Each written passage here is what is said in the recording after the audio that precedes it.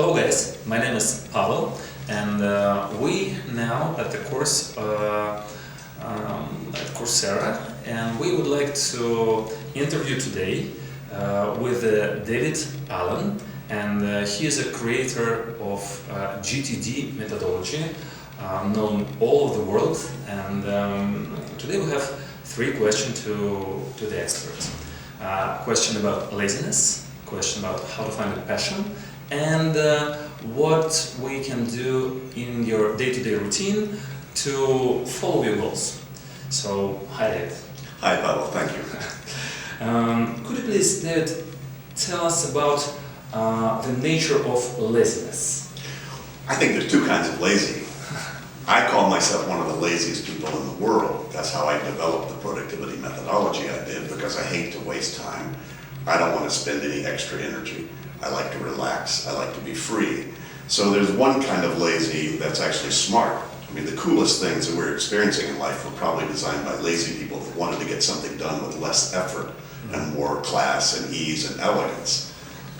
So it's an energy saver. An energy saver, efficiency. I'm really into efficiency. I'm not a naturally organized guy. I'm a naturally, how can I do it easier kind of guy. Mm-hmm. So I think that's a positive trait. I think what you're referring to certainly is the negative side of lazy, which is people who are resisting their life by sort of going numb or going unconscious or lowering their energy and not being involved and engaged in life in a productive way. And I think that we all fall into that from time to time. But I think the master key, if you wanted my keys, in terms of how do I get out of that if I find myself in that state? There are actually three things that I have found at different times may trigger me to unhook from that lazy thing and get much more engaged. Sort of the top-down view is reminding myself of where I'm going in my life and what my own dreams are. Mm-hmm. And many times we lose sight of that. To remember, right. To refresh it. Remember, refresh, often look at it. Because I teach a lot about externalizing a lot of these visualizations, these ideas and these maps to orient ourselves. Because we're only actually smart and inspired at random moments. Right? The smart people realize that the best thing to do is when you are inspired and when you are smart, capture it. And then put that picture or put that information somewhere so when you're kind of thick and dumb, you actually do smart things. Yeah. Now that's a very efficient way to live life. Now that's one way to unhook from this, is to remind myself, and that sometimes will trigger the inspirational energy and get me going. Another thing, down on the other side, is just get going. Get moving. Oftentimes, when we get into this no movement and then no movement and no movement, and then you wind down. And sometimes the best way out of that is just get up and walk around the block or go wash the dishes. So some physical power. Go something physical to get your physical energy moving. Many times that's the best thing to do. If you exercise at all, that's a great thing to do, because that gets you up. It gets your blood moving, you're thinking more, and you're feeling more confident about yourself. Workouts, some sports. Anything that makes you feel like, hey, I'm now positively engaged in my life. And sometimes the best way to do that is find something really simple that you actually like to do and just get involved physically. So that's the second thing, and that's probably the most common thing that I do if I find myself needing to get out of that rut. Like the button, yes, or yeah, just come on, David, get your butt out of the chair, go walk around the block, go clean a drawer, go do something that's productive. Does the coffee include your button of the power? Yes, it can, sure. But it's nice to get physical, about that too. And the third thing that I would do is relax. And it's kind of interesting because sometimes we think lazy is I'm just being relaxed. But I think the negative side of lazy is more resistance. I'm pushing up against something. There are things I don't want to be doing, and I'm feeling not good about myself, and you get tense, and then you tend to want to numb yourself to that. But a real relaxation, whether that's meditation, mindfulness, or just take a breath and relax and enjoy life for a few minutes. Sometimes that is all I need to get my energy going as well.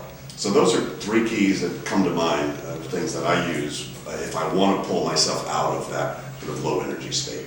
Thank you very much. Another question is, how do you recommend for our students, what will be some maybe your advices or maybe steps, how to find their passionate job or their calling, and how do you present yourself when somebody asks you, okay, what is your passion about? Well, the first part, I suggest that your students embarrass themselves. Embarrassed? Yeah. Inside their own mind. Allow themselves to fantasize. If they had all the time and money and resources in the world, I'm a billionaire. I could be that. And give yourself permission to imagine yourself doing the most wildly successful, wonderful thing you could possibly imagine. No limits. No limits. Okay. Absolutely no limits.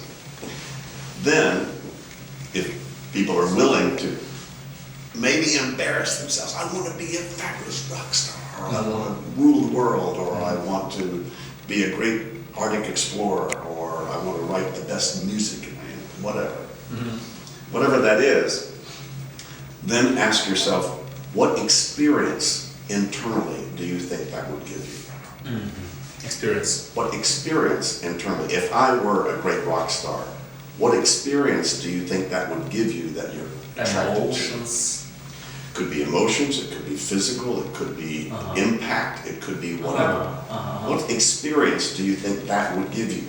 Wow, that I'd be able to influence people this way. I would feel like this. I would be, whatever that would be. But then ask yourself, okay, once you identify those things, then ask yourself, what could you do now that would begin to give you more of that experience? So, good example from my life, and I had a great friend coach me about this. He asked me, he said, David, what's your fantasy? And I sort of embarrassed myself. I said, well, to be president of the United States. Oh, come on. I know one day today. Well, again, this was 40 years ago. Okay. And because as a kid, I walked around with a U.S. penny because it had a picture of Abraham Lincoln on it, and he was my hero. So you imagine yourself in this? And I imagine, and then my friend said, now what experience do you think that would give you? And I thought, and I realized, I would be able to have people's attention in a positive way, therefore be able to influence them to improve their lives. Because I thought that was what Abraham Lincoln did. And he said, okay, David, so what do you think you could do now that would get more of people's attention that would also improve their life? Your next step, small one. And the immediate thing, what's the thing right in front of you that's possible for you to actually start doing that would give you more of that inner experience that you wanted out of your fantasy? And I thought about it, and I forget exactly what it was, but there was some project or something I could start doing that was more along that line. And in a sense, I haven't looked back. So that was a master key for me to find out what was the inner thing, because frankly, it's the inner qualities anyway. See, a lot of people say, I want a fast, big car because I think it's going to be fun and it's going to give me security and confidence. And then they get this fast, big car, and then they're afraid somebody's going to hit it, and they lock it up all the time, and they don't have any kind of freedom at all. So because they confuse the thing with the experience that they thought they wanted. So that's what I did, and essentially what the dream that I have is essentially the same thing, right? Just it's grown itself to the level right now that I've been able to develop a methodology or uncover and discover a methodology that does nothing but improve people's lives, and it's become very popular around the world, so I have a lot of people's attention. So, it's taken 70 years to get to where I am. So 70 years that you were. Patience is another great quality to have, in terms of your fulfilling your vision. And how do you present yourself when somebody asks you, what is your passion about?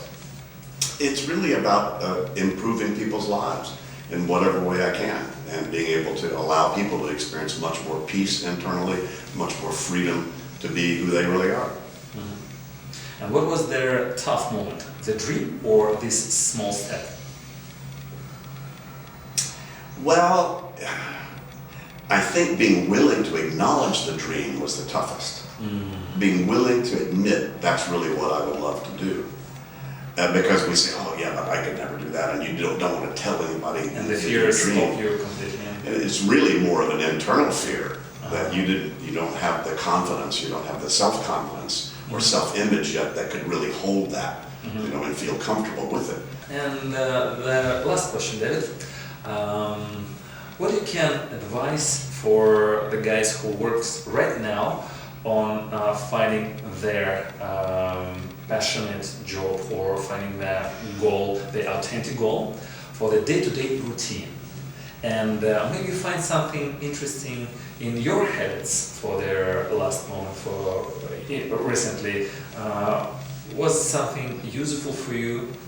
Yeah. Well, Pavel, you actually asked me about stuff that's the core of a lot of what I teach, and the core of this methodology, which is how do I take my intention and my desires and the outcomes that I would like to create, and how do I bring that down to execute on those in a day-to-day basis? Because it all comes down to what you do. No matter how big your goal is or big your dream is, it comes down to what are you doing with your body and what are you doing with your attention. In your day-to-day routine. Day-to-day routine. So the best advice I have is to make sure that you have it's worth thinking, what's the project I can finish that would move me toward that? I can finish. A project I can finish. I might have the big dream of being a great rock star. Okay. The project would be, let me get a guitar. Or learn how to play the guitar, or I'd like to meet a rock star, or whatever. Some sort of a smaller goal, something you could see yourself achieving in the next 2 to 3 months or 4 months. Some sort of a project like that, and then ask yourself, so what's the next step on that? And the next step on that would be a phone call you need to make, or a website you need to surf, or simply a conversation you need to have with a friend or your life partner. In other words, bring it down to very concrete, physical, visible action that you can take right now. Or whenever you are at the web, or whenever you are at the store, I need to go do this, that, or the other. So bringing all those things down to very real and concrete actions. And that's basically how I've created the life I've done, because I've done this for myself. So the daily activity is to make sure that you have all of those actions that you define in front of you, so that you could pick one to work on. And none of those next actions are hard to do. If you can do one quickly, those are nice. I teach the 2-minute rule. If you decide there's a next action you could take and you can do that in 2 minutes, you should just do it right then. That'll get you going and get you moving on it, and that's a great thing to do. I think on a daily basis, what I do regularly is step back and review all the actions I have, review what's on my calendar, have a sense of how my day is going to go, and then I pick some real things to start working on. You do it in the morning or evening? Well, the night before, I always look at my calendar for the next day or the next 2 or 3 days, frankly, to know how long I can sleep the next morning. I love to sleep. That's great. That's great stuff. And we know now that's actually, if you're not getting 7 to 8 hours of sleep, you're not optimizing your brain. Last moment before sleep, or you finish it, let's say at 6 p.m. and then you have evening time to relax your mind? Or this is like a last moment of your activity? No, my mind is relaxed most all the time. That's true. That's what I teach, I'm just trying to implement it to my life. So today I will finish, let's say at 7 p.m. maybe, and then to review my goals, to contact with my strategic goals. Is this the end of my work time, or this is the end of my lifetime day? Well, probably a good idea while you still have a brain, if you still have horsepower in your head. A good idea to look forward, at least in the short term, to see what's coming toward you, and let that kind of, work internally about that, and, make at least a little bit of a tactical plan. I don't suggest people overstructure their day, because there's too much surprise that happens that they feel bad that I didn't keep my plan. But you need to have the options of what you could do. Maybe pick 1 or 2 that you say, if I get at least 1 or 2 of these things done tomorrow, I'll feel really good about that. And then relax and go to sleep, and in the morning, it's nice we know now to sleep on these things because it lets the unconscious actually knit things together in a way. Sleeping on problems to solve and things like that, they've proven, it's really a good thing to do. Can it be a habit? Absolutely, absolutely. Okay, so and thank you very much. The last question for you is there any homework for our still lazy learners? Or maybe exercise from your side? Sure. I would suggest that some of the basic information or the basics of the methodology of getting things done is get things out of your head. So make sure you have pen and paper or some way to capture the things that have your attention, right? And write that stuff down. And then make next action decisions on those things. Those two things, capturing stuff out of your head and making next action decisions. Well, what do I need to do? If I had nothing else to do but that thing I wrote down, what would I do next? And training yourself to think in that way, that's a fabulous thing to do. So I would suggest, well, actually 3 things. I would suggest that you, first of all, empty your head. And secondly, empty your head also about what we mentioned before in the earlier session, about the dreams you may have and the fantasies you may have, and write those down. There's a huge power in getting those out of your head and being able to look at them. Many times that will mature your thinking just in doing that. And then just make some real next action decisions that somehow line up with those things that you consider meaningful and important. Thank you very much, David. My pleasure, Bob.